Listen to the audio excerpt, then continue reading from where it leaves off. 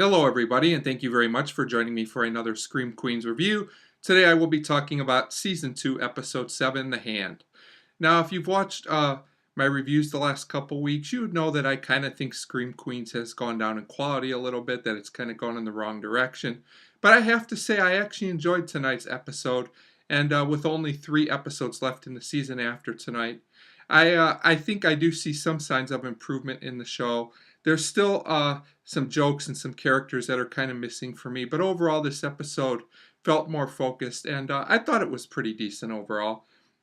So basically, this was the episode for our doctors, Dr. Holt and Dr. Cascade.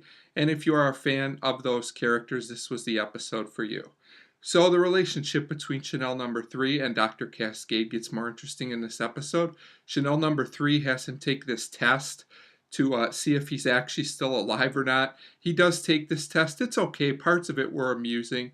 But what was strange about it is it's determined that he is still alive, which I suppose makes sense, but the test also reveals somehow that he could be the killer, or that he likely is the killer.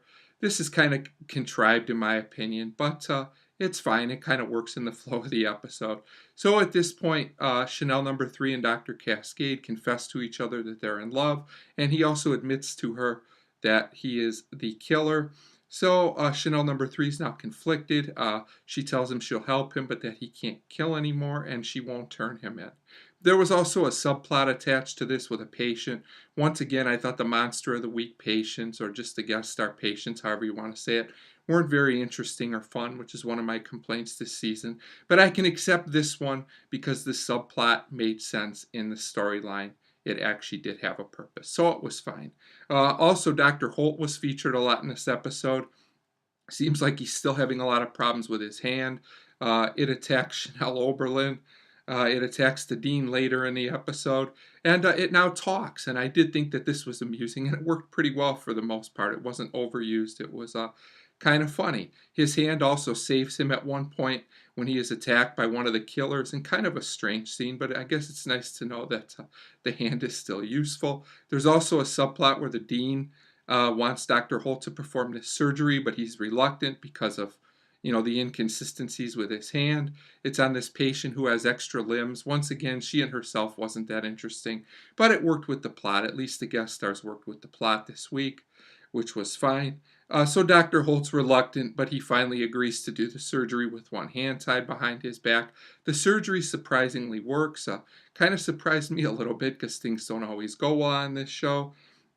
And actually, Dr. Cascade offers one of the extra limbs from the patient to help Dr. Holt to get a new hand, but the old hand still has a mind of its own, as we'll see at the end of the episode. I liked how this plot was handled, the whole thing with Dr. Holt's hand, and it was solid overall. Dr. Cascade also, at this point, tells Chanel number 3 that, he is one of the killers, but he's not the only killer, but he will not tell her who the others are.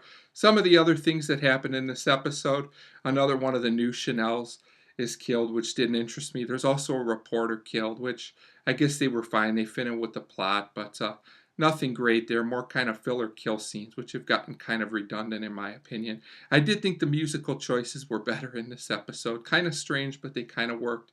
Overall, this was a good episode. It didn't do a lot to further the season, kind of just a setup episode, but I thought it was solid and focused and somewhat humorous.